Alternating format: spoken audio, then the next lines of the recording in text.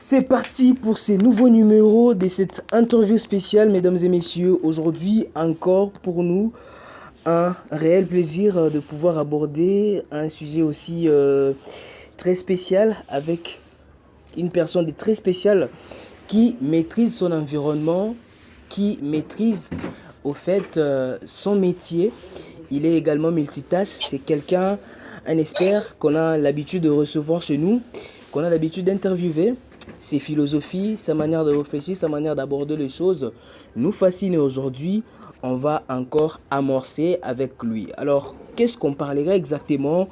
On va aborder les sujets sur former pour transformer dans les coulisses des formateurs en entrepreneuriat. On précise qu'aujourd'hui, on parlera sur l'entrepreneuriat, mais on va aborder justement l'angle des formateurs, comment ils se débrouillent, comment est-ce qu'ils font les choses, comment est-ce qu'ils arrivent à s'aimer la graine du changement, puisque eux, ils sont des entrepreneurs. Aujourd'hui, mesdames et messieurs, chers internautes, chers fidèles internautes, j'ai un réel plaisir de recevoir monsieur Christian Moquet, à qui j'ai dit un super bonsoir. Bonsoir, monsieur le conseiller. Bonsoir à tout le monde. Et c'est un honneur pour moi de partager cette expérience ce soir avec toi et surtout dans ce plateau qui est une émission non seulement dans d'actualité, également. Vous pouvez hausser la voix s'il vous plaît, j'ai du mal à vous recevoir. Vous pouvez hausser la voix s'il vous plaît. Alors, je disais maintenant, ça va, vous me recevez? Allô? Oui, allô? Oui, allô? Vous me recevez? J'ai du mal à vous recevoir. Rapprochez-vous du téléphone. Maintenant, vous me recevez? Un peu, un peu. Alors, attendez. Alors là, ça va? Maintenant, ça va? Ouais, ça va maintenant, ça va. C'est bon maintenant.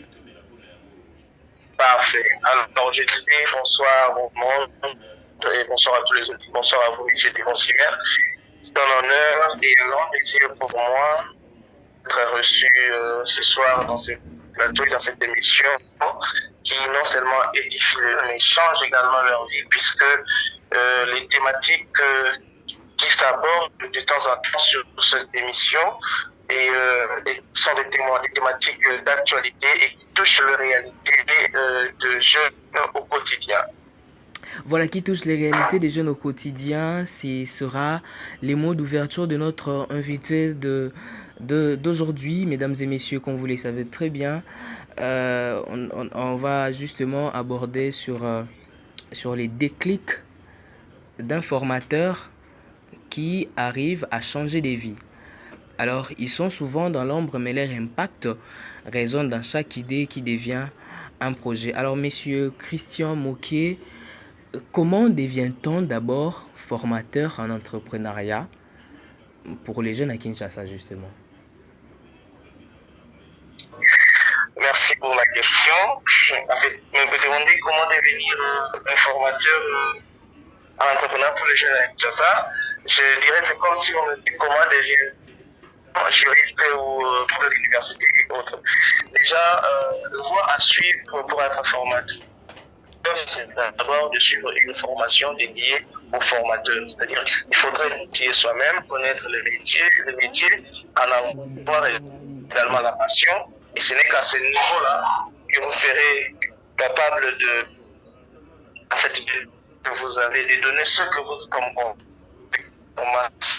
ce que vous avez comme matière. Moi, personnellement, je ne dis pas que je pars former. Je dis que je pars partager la connaissance que j'ai avec les jeunes dans la salle. Je redais, ils reçoivent de moi. Donc, c'est être formé. Tu cherches dans une structure viable qui puisse former le jeune entrepreneur, qui puisse former le formateur des entrepreneurs, et ensuite connaître le ce pourquoi tu pars de former, c'est-à-dire connaître les risques, les ABC, par exemple, les demandes d'entrepreneuriat, connaître c'est quoi l'entrepreneuriat et être surtout soi-même acteur du domaine, ce qui permet à ce que la formation quitte le niveau théorique pour devenir assez pratique pour le formateur qui forme même les entrepreneurs. Voilà, on doit d'abord suivre la logique de commencer par être formé en entrepreneuriat, puis se faire former comme un formateur en entrepreneuriat. Mais au-dessus de tout, il faut être justement dans le domaine. Bien sûr, oui. Puisque l'entrepreneuriat, former en entrepreneuriat, si je devrais peut-être ajouter un mot, n'est pas assez facile comme on peut le penser, puisque c'est quelque chose de plus pratique que les théories.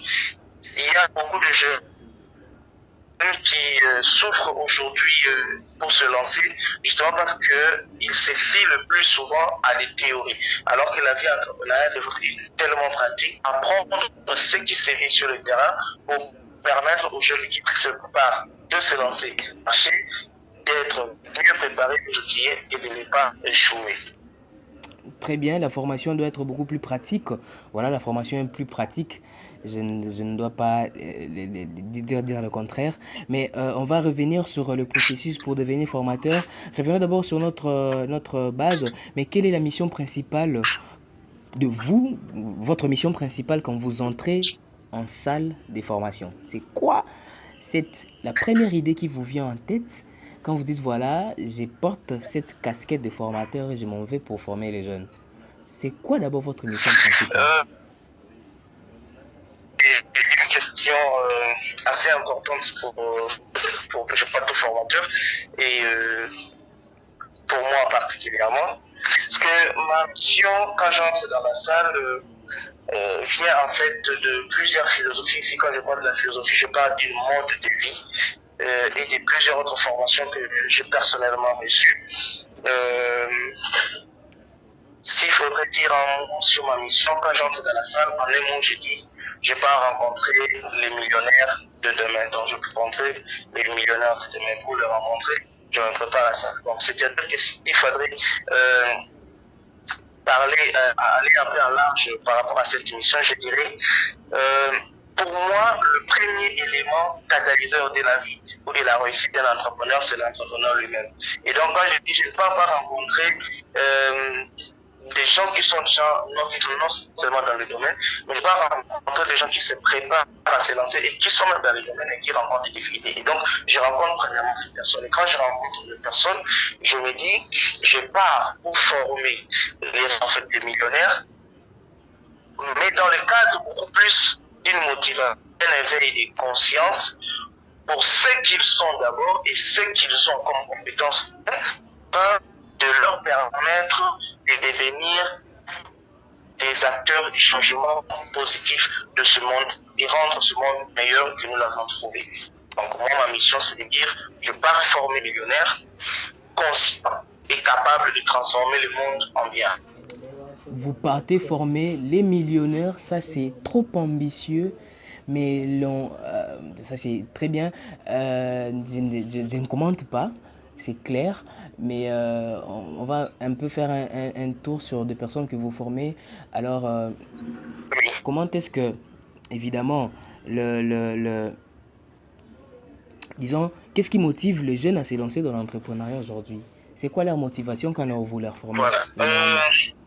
Ce qui motive le jeune à se lancer dans l'entrepreneuriat, il y a plusieurs éléments que nous devons mettre en jeu, plusieurs éléments que nous devons citer. Premièrement, il y a, dans le contexte congolais, il y a cet élément du chômage qui est élevé, le taux élevé du chômage dans la société, c'est vrai qu'il faut que l'emploi stable, beaucoup se tourne vers l'auto-emploi, donc l'entrepreneuriat devient en fait une voie de survie, mais aussi de réalisation personnelle. La deuxième chose, c'est l'indépendance de l'autonomie, c'est-à-dire que le jeune qui se veut autonome, pas être dirigé par quelqu'un, mais créer une valeur unique à lui, à sa manière, afin de s'auto-diriger et de diriger tous ceux avec qui il pourra collaborer.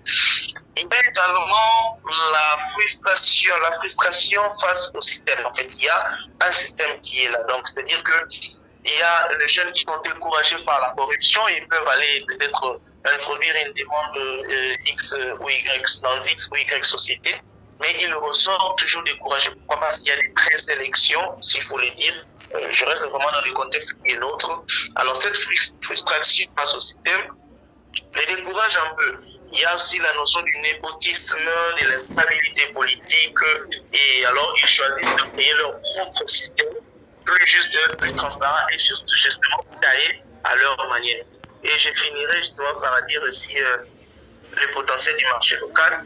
Il y a besoin dans le marché et donc ces besoins fait appel à des innovations, à des créations. Voilà pourquoi le jeune se lance à créer. Il y a la montée de l'ère digitale et surtout l'autonomie dans le cadre du timing en fait.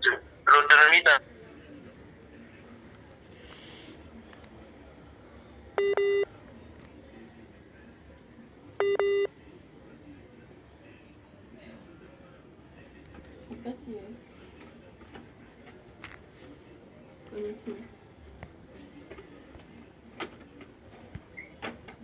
Allô? Oui, allô?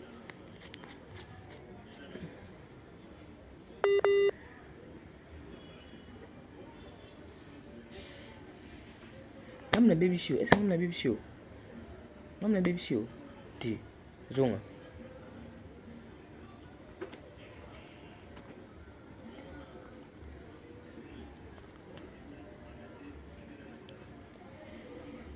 Allô? Allô? Ouais, je suis là. La connexion bouge. Oui.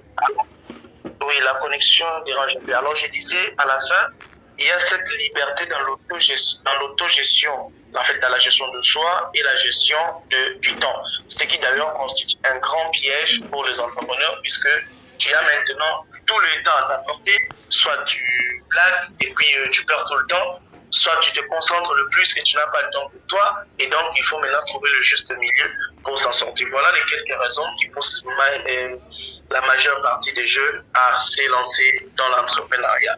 Et donc moi, étant coach, quand j'entre dans la salle de formation, je suis conscient de ces éléments. Et quand je dis que ma mission se résume en fait dans le sens de former des millionnaires, je me dis, j'ai confiance à tous ces jeunes qui sont venus m'écouter, qui sont venus apprendre, alors ils le feront. Moi, je pense que c'est un terrain un peu plus large. Ces différentes raisons doivent être abordées. On peut aussi trouver des solutions rapidement, puisque quand vous parlez du système, ce qui ne doit pas être normalement une raison qui doit pousser les jeunes. Si on doit parler du népotisme, tout ça, ça ne doit pas vous mettre une raison normalement, mais voilà, du fait qu'ils se retrouvent dans ça.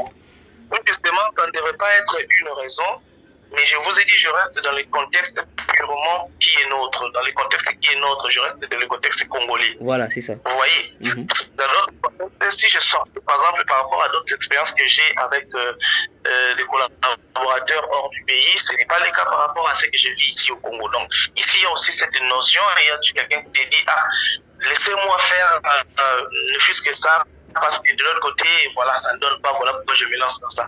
Et on a déjà recueilli j'ai déjà recueilli personnellement plusieurs témoignages de tels, puis dans les accompagnements avec les jeunes entrepreneurs et tout ça. Donc voilà pourquoi je dis que ça fait partie de raisons qui poussent les jeunes à se lancer dans le contexte qui est nôtre. Voilà, dans le contexte qui est nôtre, vous l'avez bien souligné, notre pays a toujours des contextes à lui seul. Hein.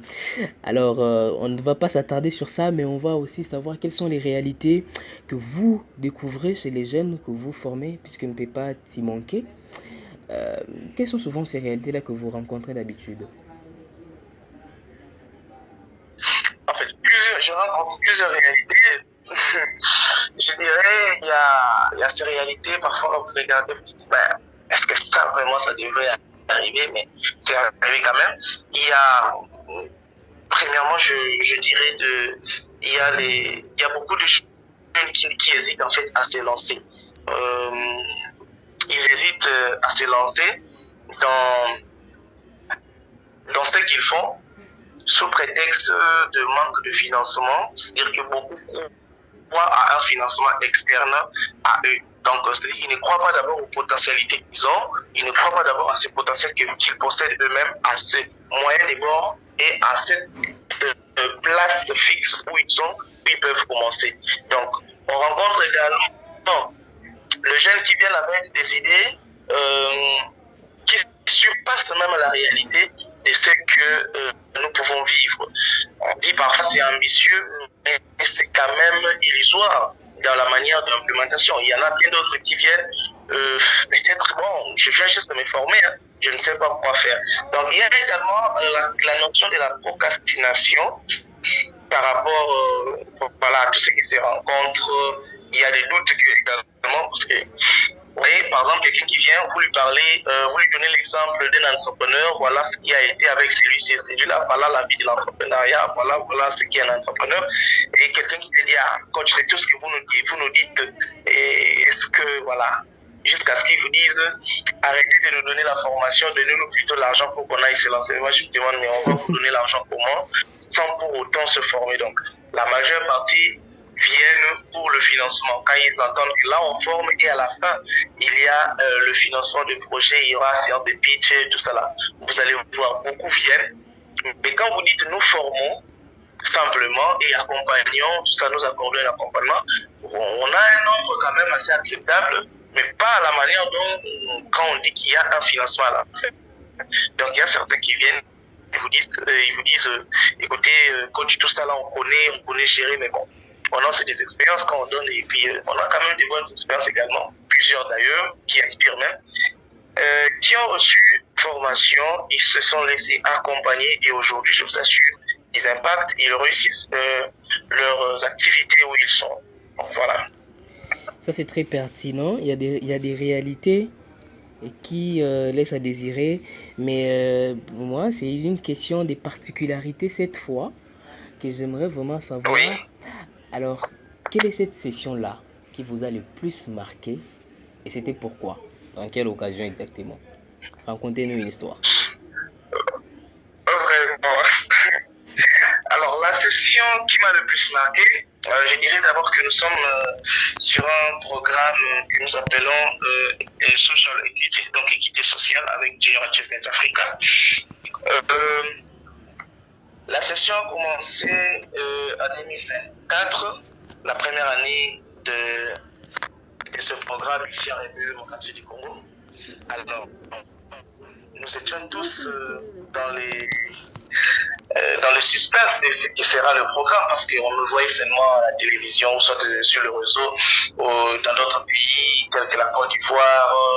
Voilà, on se disait, mais ça sera comment chez nous? Et voilà, on devait avoir une formation de formateurs en présentiel, mais bon, ça a échappé, il faudrait que ça soit en ligne. Et la formation de formateurs commence le jour même où le programme se lance. Donc le jour du lancement officiel de la formation, c'est le jour où la formation des formateurs à ce programme devrait commencer.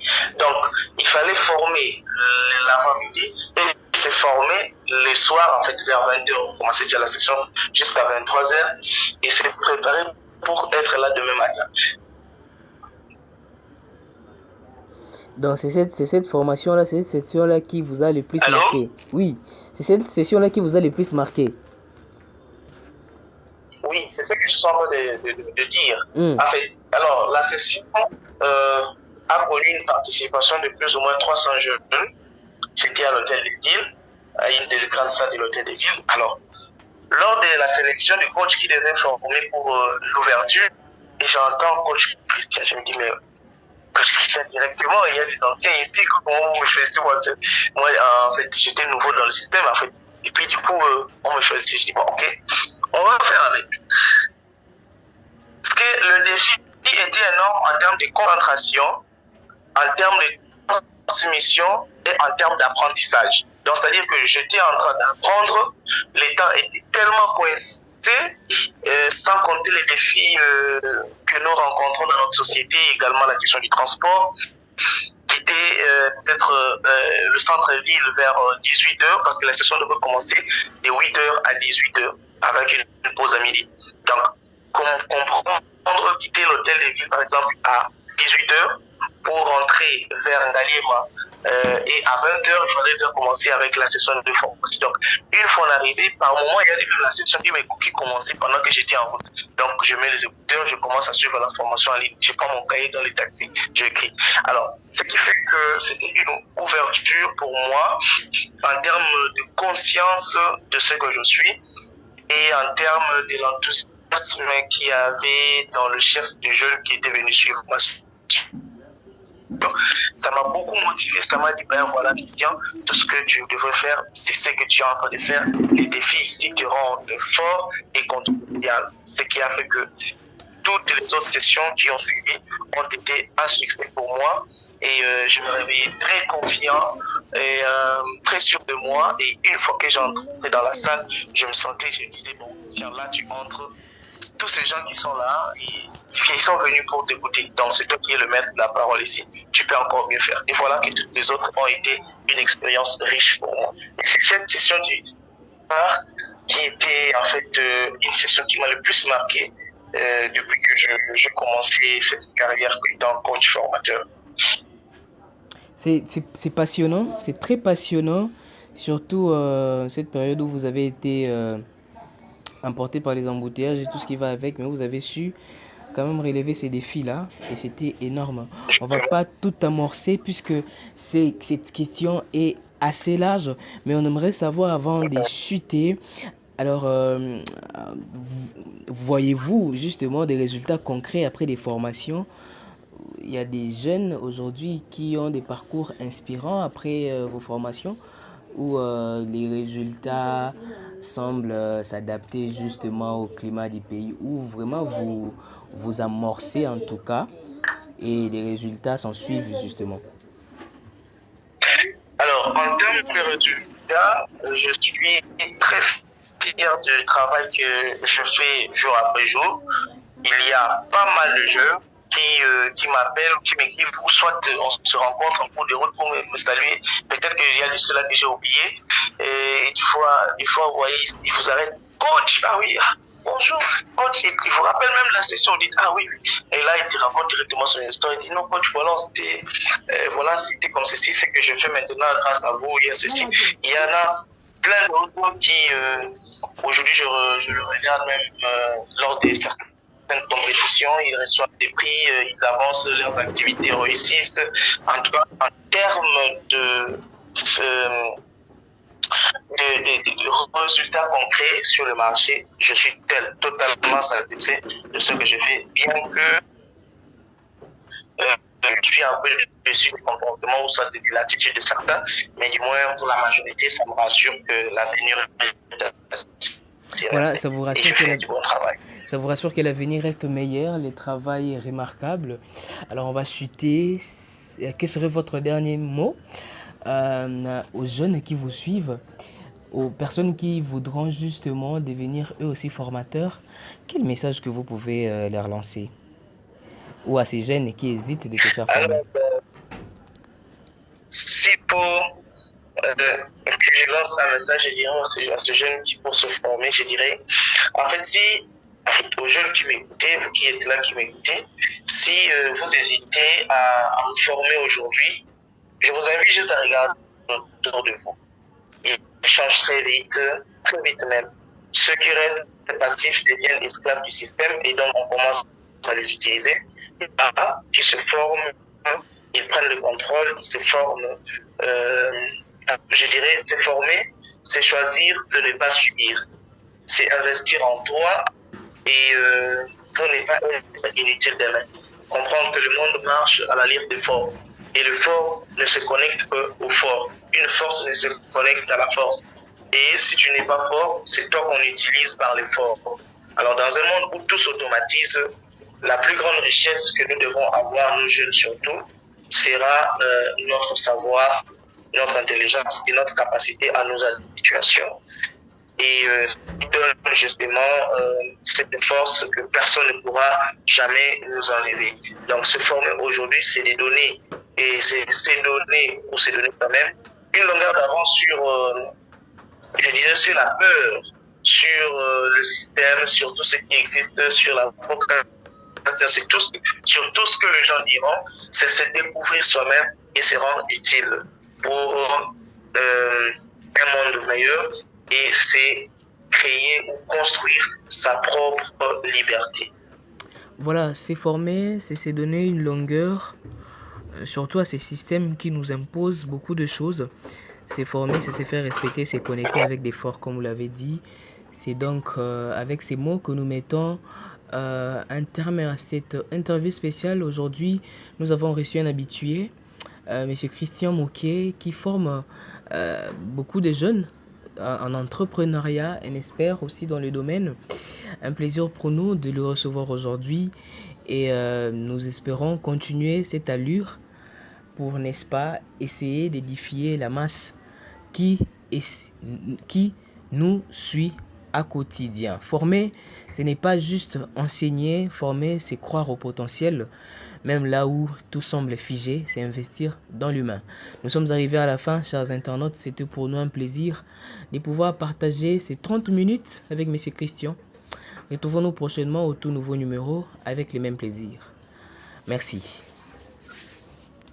Merci. C'était comment? Bien, c'était très bien. J'ai compris qu'il faut du temps parce qu'on ne peut pas prendre tout le temps, mais sinon, je pense que les jeunes vont beaucoup aimer.